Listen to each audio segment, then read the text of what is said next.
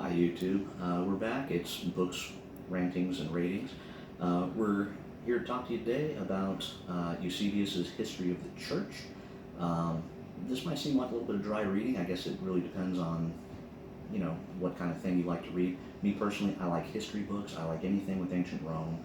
I absolutely do love Bible study, Bible history, anything like that. Anything I can find out that's new, that gives me more information, that informs the greater story. I'm all about it. I love books about the saints. I love all that stuff. This was probably one of my greatest finds. I actually got it from the library and I went out and bought it because I wanted it on my bookshelf. Eusebius of Caesarea is the author of this one. He lived from, if I'm reading the back of this right, 260 to 339. And basically he goes back all the way through to the first century, and he actually kind of picks up his history where the book of Acts in the Bible leaves off.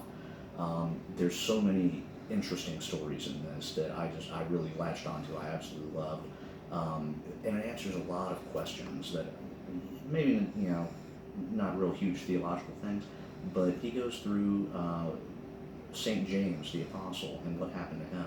Well, in this book, you'll find out that he was actually the first bishop in Jerusalem. Everybody loved him. They called him James the Just. I think, if you're a Catholic or you're into saints, that's probably something you know already. But they went to him and they said, hey, listen, everybody loves you. We really don't want to murder you. So if you could just tell everybody that you're just joking and denounce, Jesus and your faith and the whole bit, we'll embrace you with open arms and you'll be, such a mensch. And they tell him, will you go out and address the crowd? He says, well, sure, I will. And he goes up to the top of the tower, and of course, instead of denouncing or doing anything even remotely like that, he actually goes out and preaches, a really good homily, and the people just absolutely freak out. They throw him from the tower, boom, splat on the ground. They think he's dead. He's not. And then these murderers have to go out and basically beat him to death with clubs. So that's the end, the mortal end of James the Just. That's one story. Another one I absolutely loved, again, if you're huge into Bible study, Bible literature, things like that, there's a guy by the name of Simon Magus that you'll find in the Acts. He's actually where we get the modern day word simony, which is the selling of holy things, selling of holy relics. Well, this Simon fellow in the Bible actually goes up to the apostles. He sees them healing, performing miracles, all these things, and he says, hey, how much do I need to pay you to get the power to do that? And they turn him away, and they basically explain to him that's not how it works. He comes back to them later on in the Acts and says, hey, look, I'm sorry. So he's kind of like brought into the fold.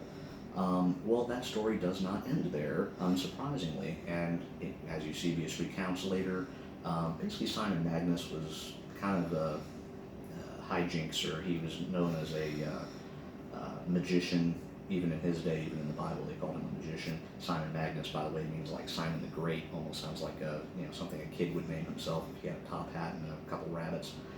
In any event, he basically learns the whole story of, Jesus Christ, resurrection, everything that you'll find in the New Testament, and then he leaves the disciples, goes around peddling himself as the Savior. He's got some chick that he hung up with that he kind of made her into the Mary figure in his little story.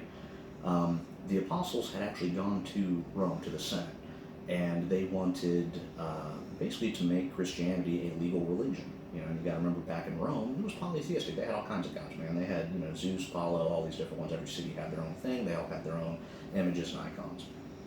Well, the Christians actually went to them and said, hey, we want to be a legitimate religion in the Empire of Rome.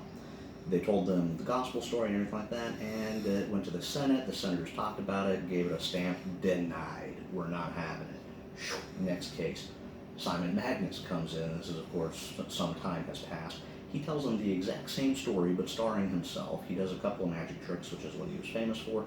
He gets the stamp, approved. So Simon Magus actually was an approved religion in ancient Rome up until his death. They even had a few statues and stuff like that. All that good stuff is in the book.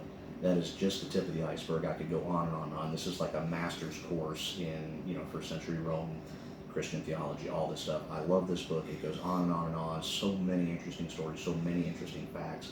If you're into Bible study, if you're a Catholic, if you're into religion, if you just want to know more about the Catholic Church and how Christianity as a whole spurned from it, where some of this stuff came from, boom, this book has got it all. It is an absolute page turner.